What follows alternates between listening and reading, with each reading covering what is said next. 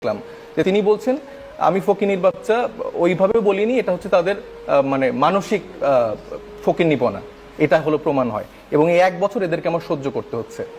ধরেন এই গণ অভ্যুত্থানটা এরকম ফকিনীর বাচ্চারা যারা ছিল, ধরেন আমরা যারা ফকিনীর বাচ্চারা ছিলাম, আমাদের হাসনাতের বাবা রাজমিস্ত্রি ছিলেন, দীর্ঘদিন রাজমিস্ত্রি করার পরে সে প্রবাসে যেয়ে তার কাজকর্ম করে ফ্যামিলিকে চালিয়েছেন এবং সেই জায়গা থেকে ধরেন হাসনাত উঠে এসছে। এরকম আমাদের ঢাকা বিশ্ববিদ্যালয় বলেন এবং অন্য অন্য যে জায়গাগুলো আছে, ইভেন একজন শ্রমিকের গল্প বলেন, এই মানুষগুলা হচ্ছে কোনো এলিট ফ্যামিলি থেকে বিলং করে না। এই ফ্যামিলিগুলা ধরেন যে শামীম ওসমানদের সাথে তাদের পারিবারিক বন্ধুত্ব জায়গা থাকে না, শেখ পরিবারের সাথে তাদের বন্ধুত্বের জায়গা থাকে না, আলাদা করে কেউ বলে না যে ফজিতুল্লাহ নেসার মতো আমার একজন বউ লাগবে, এরকম কোট আনকোট অনেক কথা যারা বলে যে 17 বছর ধরে আমাদের দীর্ঘ ত্যাগ, দীর্ঘ জার্নি আছে, সেটা আমরা তো আসলে দেখেছি যে তাদের জার্নিটা কিরকম। একটা কুসুম কুসুম বিরোধিতা করা, কিন্তু টকশোর কুসুম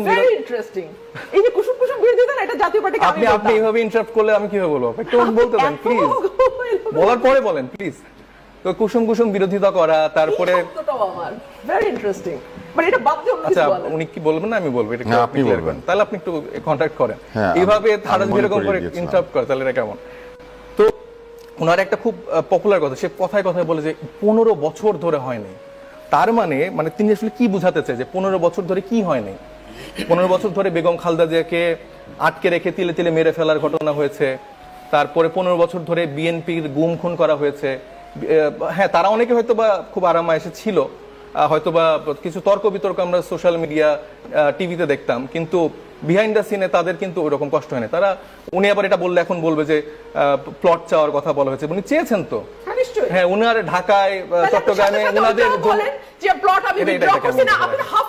আমার কথার টাইমে কেন কথা বলছে ভাই? এটা তো একটা বেসিক ম্যানারিজম। আপনি বলবেন, আমি তো তার থেকে এই বেসিক ম্যানারিজম এই সিস্টেমটা তো এক্সপেক্ট করি। আমি তো সময় কথা বলি।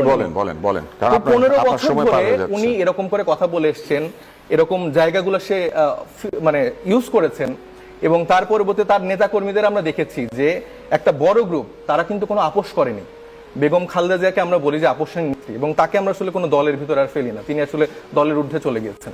তো এই টাইপের ফিগার এরা যখন কোনো কিছু আপোষ করে, তখন আমরা দেখি যে একটা নির্বাচনে 4-5 জন বিএনপির কেউ সংরক্ষিত আসন দিয়ে ইলেকশনের তাকে লেজিটিমেট দিয়ে দেয়, লেজিটিমেসিটা উৎপাদন করে। তো এই মানুষগুলো তো মানে তারা অনেককে অনেকভাবে দোষারোপ করে, তো এরাও তো সমানভাবে দায়ী। টকশোতে দুই একটা বড় বড় কথা বলা আর রিয়েলিটি ডিফারেন্ট। আমরা রাজনীতিতে আমরা দেখতেছি, ফকির বাচ্চা হয়েও আমরা রাজনীতির এই জন্নাতে থাকি, এবং তাদের যে এলিটিজম এবং তাদের যে চিন্তা যে পরিবারের বাইরের কেউ হইতে পারবে না, তার একটা ভালো ফ্যামিলি ব্যাকগ্রাউন্ড আছে, ভাইদের ভালো ফ্যামিলি ব্যাকগ্রাউন্ড আছে, তো একজন কৃষকের ছেলে কি স্বপ্ন দেখতে পারবে না রাজনীতিতে আসার জন্য? এটা তো একটা মানে চরম মানে মানসিক উন্মাসিকতা। এবং না আমি আমাকে আমার টাইম অনেক ইন্টারাপ্ট করতে পারি, এটা তো একটা চরম মানসিক উন্মাসিকতা। আচ্ছা আমাকে বলতে দেন, এটা চরম মানসিক উন্মাসিকতা, এটা একটা হাসিনা সিনড্রোম। তিনি যে ভাষায় কথা বলছেন, যেভাবে অ্যাটাক করছেন, যেভাবে ছোট করছেন, তার থেকে তো আমরা অনেক কিছু এক্সপেক্ট করেছি। তার আসলে ক্ষোভের জায়গাটা কই, তার আসলে কষ্টের জায়গাটা কই? হাসিনা কেন চলে গেছে, এটা কেন ভাঙা হয়েছে, আওয়ামী লীগ কেন নিষিদ্ধ হয়েছে? একটু আগে বললো যে আমরা শিওর না যে আসলে আওয়ামী লীগ মানে ইলেকশনে আসবেন কিনা, তাদের ভোট ব্যাংকে সে টার্গেট করছে, তাদেরকে সে কোনোভাবে মানে মিস করা থেকে বাদ দিতে পারছে না, এবং তাদেরকে কোনো না কোনো ফরম্যাটে সে ফিরিয়ে আনতে চায়। তো এই মানুষগুলো তো বাংলাদেশের জন্য শত্রু।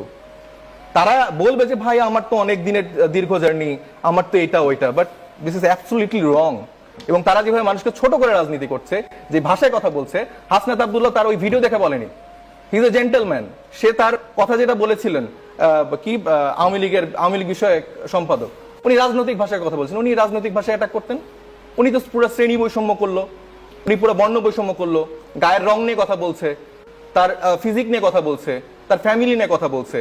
তো তার মতো এত বড় রাজনীতিবিদ, এত দিনের দীর্ঘ রাজনীতিবিদ, এত ভালো ফ্যামিলি ব্যাকগ্রাউন্ডের মানুষ এরকম কথা কিভাবে বলে? এই তাদের এলিটিজম, এই তাদের ভালো ব্যাকগ্রাউন্ডের পরিচয়। তার থেকে আমার মনে হয় যে কৃষকের ছেলে অনেক বেটার। আমরা আমাদের রাজনীতিটাতে বলছি যে এইখানে তারা আমাদেরকে 1 বছর ধরে হয়তো সহ্য করতে পারছে না, তারা হয়তো ভাবছে যে আমরা তারা 1 বছর ধরে আমাদেরকে সহ্য করতে পারছে না, কিন্তু নতুন বাংলাদেশে এই মানুষগুলোকে নিয়ে সাথে হাঁটতে হবে। তাদের যে সো কল্ড যে ফিলোসফিক্যাল জায়গা, ন্যারেটিভের জায়গা, এগুলা ভাঙ